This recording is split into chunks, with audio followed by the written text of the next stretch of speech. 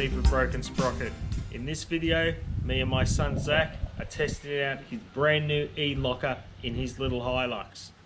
The reason why he purchased an E-Locker is because he blew his diff up to smithereens, and he thought, well, if I'm going to rebuild the diff, I may as well put an E-Locker in it. So we're out testing the E-Locker and testing out the Hilux's new capabilities. So let's get started.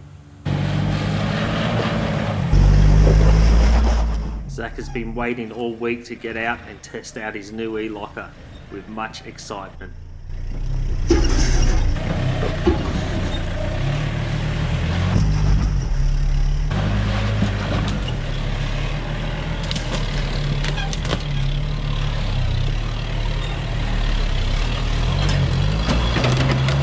Whoa!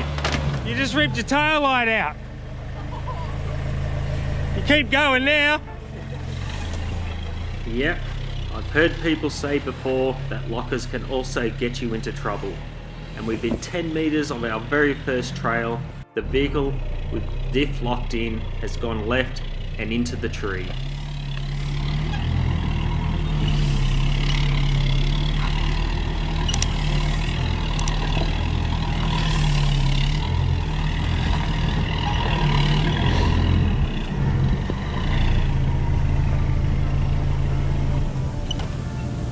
Well, Zach ended up too close to the tree, whacked the quarter panel up against the tree.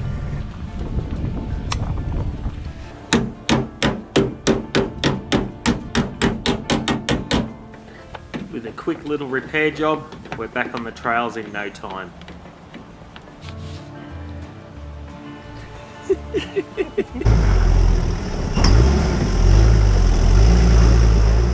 It's now my turn to break something on Eileen. After all, I can't let Zach have all the fun.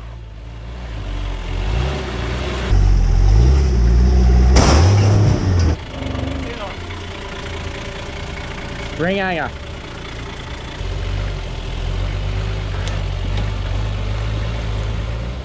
With the rear spring getting stuck on that rock ledge, I'm just trying to find any way I can get traction at all to get over that rock ledge. I'm turning left to right and right to left to see if I can just find any kind of traction at all.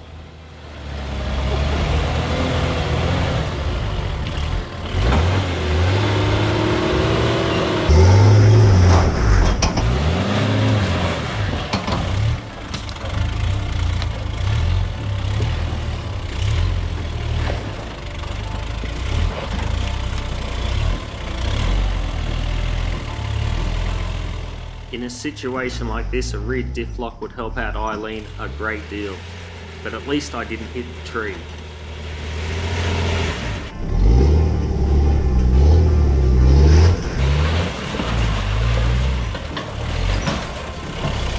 Nice.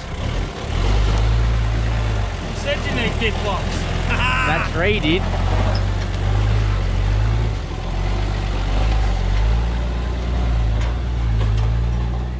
I think I celebrated just a little bit too early.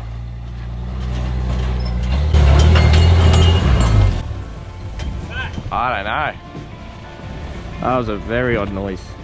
After hearing that noise, I thought I blew my diff up or snapped my tail shaft. The bodgy person who put this tray on Eileen has made the worst bracketry ever, and now it's snapped the mounts and the whole tray is about to fall off my chassis. You can see this bodgy set up here and that there with those crappy welds have all snapped, so I'm gonna have to try and fix this when I get home and make proper mounts for this thing. So I think we'll just do a bit of filming of Zach enjoying his new diff locker, and I'll fix Eileen when we get home.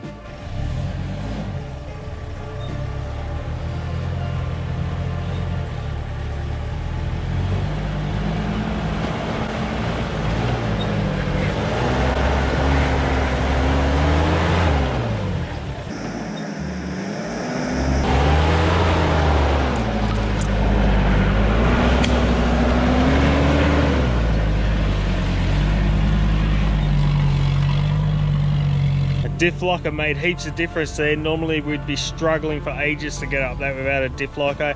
and many times on this same part we've actually had to winch out because we just could not get the vehicle up.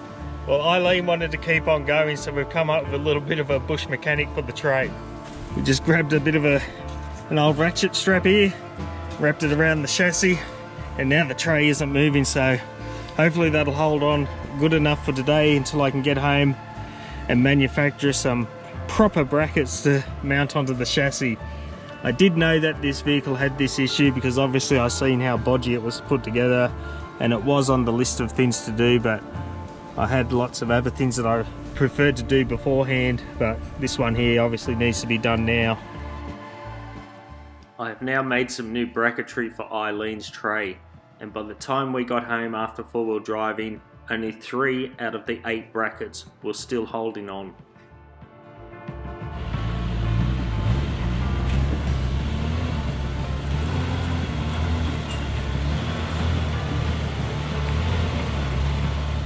Eileen climbed this hill without too much trouble. Previously, with the 31-inch tyres on it, she would really struggle, and sometimes we'd actually have to winch it out. This is also the exact same hill where I damaged my Hilux and broke all the steering on it, so I was a little bit nervous taking this hill on.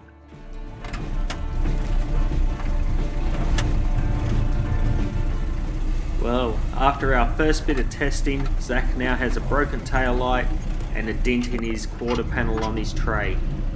And Eileen has broken tray mounts and is now held on with a ratchet strap. But we are still keen to test out some more challenges, and Zach has a nice little rock ledge up ahead that he wants to test the E-locker on.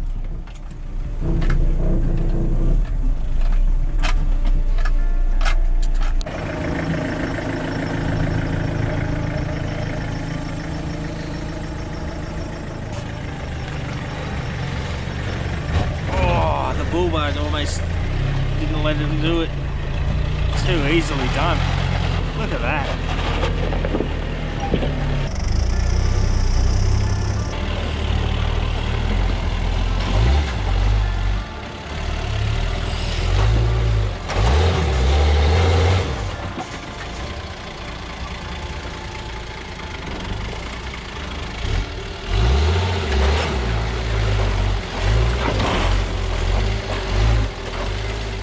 That rock ledge ended up being not too much of a challenge, so we move on to the next challenge.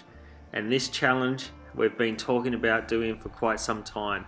It's a very big rock and we've been quite nervous about going about it, and we haven't attempted it before.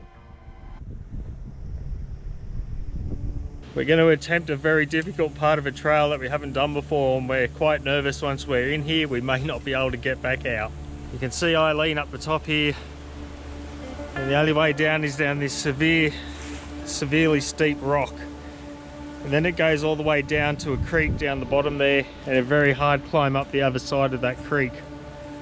So we don't know if we're going to make it or not, but we're going to have a try.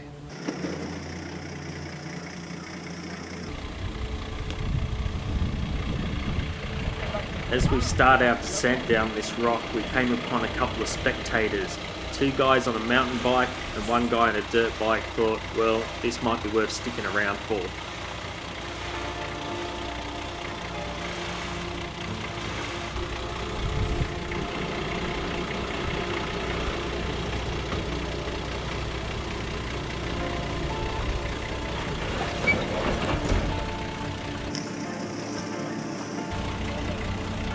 Back's about to scrape.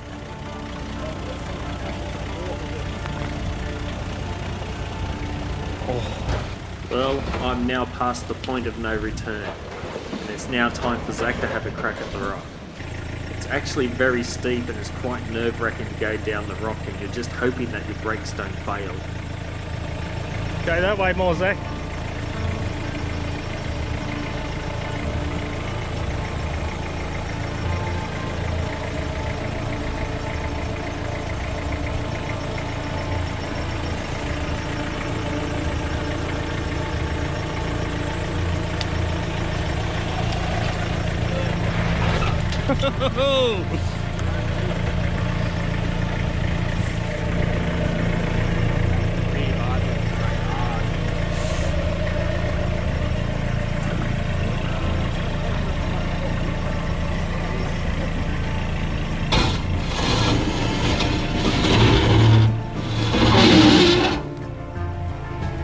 Okay, through one challenge onto the next. There is this nasty section here which I don't think we'll do because we'll end up hitting the embankment. We've got to go up along the side of it and hopefully our back wheels don't slide in. Otherwise we'll be in a real predicament there with the wheels in the back there. Firstly, we have to get past this creek. It's got a pretty steep little embankment there and then a nice little climb out.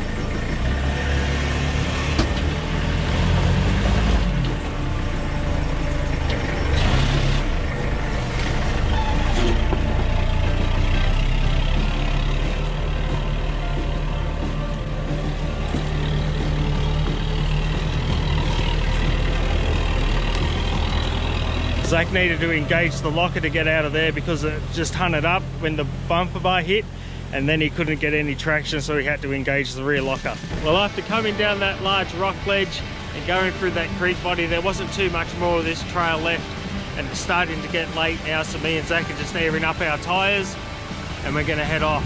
So if you like this kind of thing, consider subscribing, and you can also follow Broken Sprocket on Instagram. See you next time.